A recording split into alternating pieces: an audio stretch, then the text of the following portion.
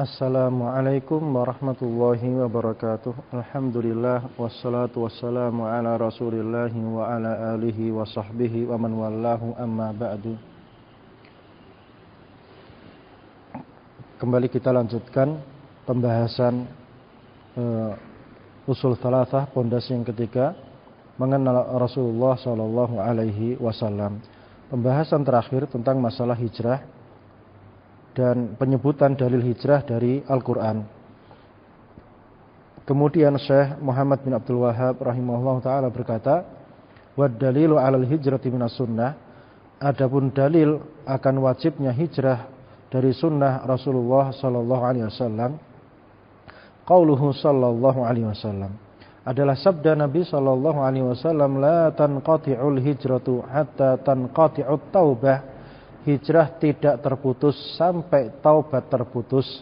Wala tanqati'ut taubatu hatta tatlu'a asy-syamsu min maghribiha, dan taubat tidak akan terputus sampai matahari terbit dari arah barat. Ini dalil dari sunnah yang menunjukkan wajibnya hijrah, karena hijrah berlaku sampai terbitnya matahari dari arah barat.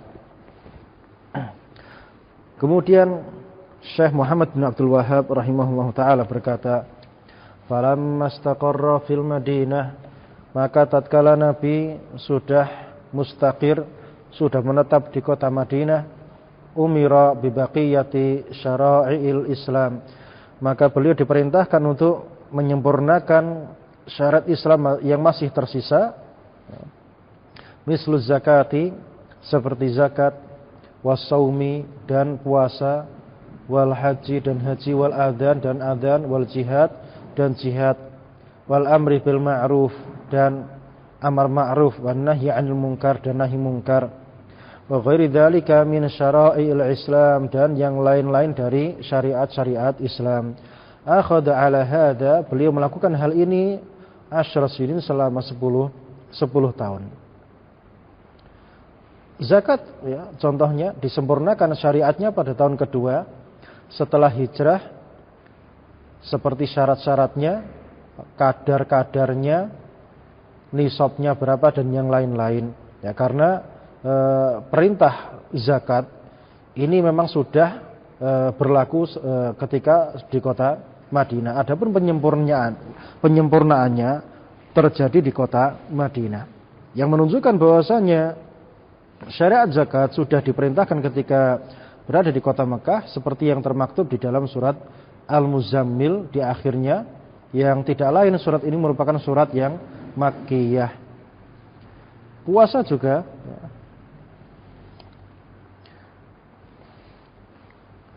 Puasa disempurnakan di kota Madinah pada tahun kedua Hijriyah, seperti yang kita lakukan pada hari ini, yaitu puasa pada bulan Ramadan. Ini bertepatan dengan kejadian perang Badar. Itu syariat puasa terjadi pada tahun 2 Hijriah, karena awalnya puasa itu yang diwajibkan adalah puasa Muharram, dan sebelumnya adalah puasa yang sifatnya bagi yang mampu melakukan, yang tidak mampu maka membayar fidyah. Adapun haji, perintahnya terjadi pada tahun 9 Hijriah, dan penyempurnaannya terjadi pada tahun ke-10 ketika haji wada bersama Rasulullah sallallahu alaihi wasallam, tatkala beliau bersabda, khudhu anni manasikakum, ambillah dariku manasik haji kalian.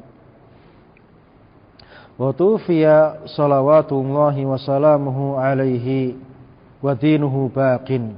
Kemudian Nabi sallallahu alaihi wasallam diwafatkan dan agamanya kekal abadi. Wahada dinu, dan inilah agamanya.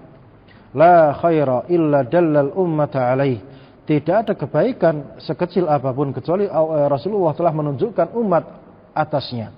Wala syarra illa hadzaraha minhu, dan tidak ada keburukan kecuali Rasulullah sallallahu alaihi wasallam telah mengingatkan umatnya darinya. Jadi agamanya ini, ajarannya ini kekal abadi sampai hari kiamat, di mana Allah tidak menerima agama selain agamanya. Dan semua kebaikan yang Allah sukai dan Allah ridhoi telah beliau sampaikan, sampai tata cara duduk ketika buang hajat saja telah disampaikan oleh Rasulullah sallallahu alaihi wasallam, tidak boleh menghadap kiblat, tidak boleh membelakangi kiblat, dan seterusnya. Begitu pula segala keburukan telah beliau peringatkan supaya umat ini menjauhinya dari perbuatan syirik, bid'ah, maksiat, baik yang terjadi di zamannya tempo dulu maupun yang akan datang. Semuanya telah ditunjukkan oleh baginda Rasulullah sallallahu alaihi wasallam. Barakallahu fikum wa sallallahu ala nabiyyina Muhammadin wa ala alihi wa sahbihi wasallam. Assalamualaikum warahmatullahi wabarakatuh. Materi audio ini disampaikan di dalam grup WA Kebut Kelas Kitab Tuntas Surabaya Mengaji. Untuk update informasi dan konten dakwah kami, bisa mengikuti media sosial Surabaya Mengaji. Barakallahu fikum.